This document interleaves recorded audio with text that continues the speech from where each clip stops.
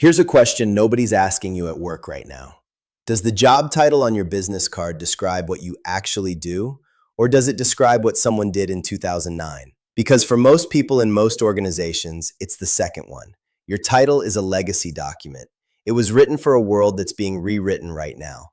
And if you don't understand that, the next 5 years will feel like something that happened to you. I've spent years watching this shift move through boardrooms, businesses, and churches. And what I keep seeing is the same pattern. Leaders who are sharp, capable, and caught off guard because nobody told them what the signal actually meant. I'm Jordan Reeves. This is Shift Signal. And we don't do warnings here. We read what's already shifted, and we tell you what it means. Let's go. Here's what actually happened in the last 3 years, and why your job title is caught in the middle of it. For most of the 20th century, and honestly the first 20 years of this one, the way you demonstrated professional value was through specialization. You trained for a specific skill set. You got credentialed. You showed up with a title that proved you knew things other people didn't. Accountant, marketing director, operations manager, project lead, legal analyst. These titles meant something because the skills inside them took years to build and were genuinely scarce. That scarcity is gone.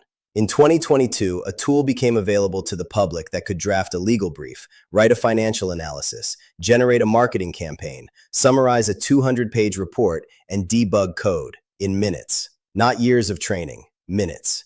In 2023, that tool got better. In 2024, it got dramatically better. Right now, in the time you've been watching this, the model being used to power these tools has improved again.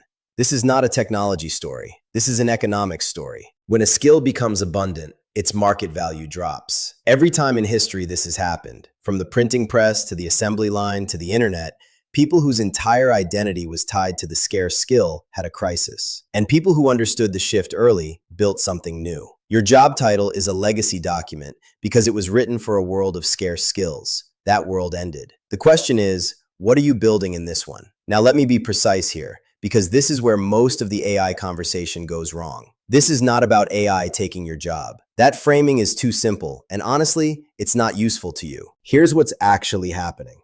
The tasks inside your job, the outputs you produce, the work products you deliver, those are being automated faster than the jobs themselves are being eliminated. Which means right now, today, there are people with the same title as you producing 5 times the output because they've learned to direct AI systems instead of doing every task manually. They have the same title. They have a completely different value. Here's the implication for you. If you're in a role that's heavily task-based, meaning your value is measured by the volume of work you produce, you are in the most immediate pressure zone. Because the gap between a task-based worker and an AI-augmented worker is compressing every single quarter. But here's the other side, and this is why we lead with opportunity on this channel. The roles that are gaining value are judgment roles, context roles, roles where you are directing systems, synthesizing complexity, building relationships, reading people, making calls that require accountability. AI is extraordinarily capable at execution. It is still weak at discernment, at wisdom, at understanding what a result actually means in a specific human context. The book of Proverbs tells us wisdom is worth more than silver, more than gold, more than rubies, and that nothing we desire compares to it. That wasn't just spiritual counsel. It was an economic truth that has survived every technological disruption in human history. The person with wisdom, who knows what to do with information, has always been worth more than the person who just holds information. In the AI era, that gap just became a canyon. So what do you actually do with this? 3 moves. Write these down. Move 1. Audit your current role by task type. Take everything you do in a given week and sort it into 2 columns. Column A, execution tasks, things you do that produce a work product. Column B, judgment tasks, things you do that require you to decide, evaluate, advise, or direct. Now look at the ratio. If most of your time is in column A, you are overexposed. Not tomorrow, not in 10 years, now. Move 2. Start building what I call a judgment portfolio. This means deliberately taking on work that requires accountability, not just execution. Volunteer to lead the decision, not just execute the task. Ask to be in the room where the call gets made, not just the room where the work gets done. Your ability to make good calls under pressure with incomplete information in complex situations, that is the asset that compounds in an AI economy. Move 3. Learn the tools, but not as a technician. Too many people are approaching AI like it's a new software skill to add to their resume. That's the wrong frame.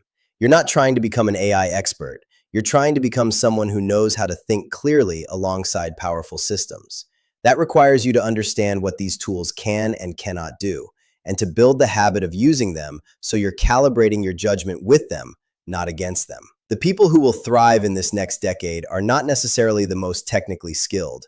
They are the most adaptive, the clearest thinkers, the ones who can walk into a room full of AI-generated output and know immediately what it means, what it's missing, and what to do next. Your job title is a legacy document, but your judgment, your wisdom, your capacity to read a situation and act with discernment, those are living assets. And this is the moment to build them. The signal for this episode is this: stop defending your title, start building your judgment. The disruption isn't coming, it's here. And the people who read it right are going to find that the rules being rewritten right now are rules they can write. If you lead anything, a team, a company, a ministry, a family, and you sense that the ground is shifting under what you've built, this channel exists for you. Every episode, one signal, something that has already shifted, what it means for the people who are called to lead through it. Subscribe, share this with someone who needs to read the signal, and come back next week because we're going into the wealth gap next, and why AI doesn't just change income, it changes who gets to build assets. I'm Jordan Reeves. You've been equipped.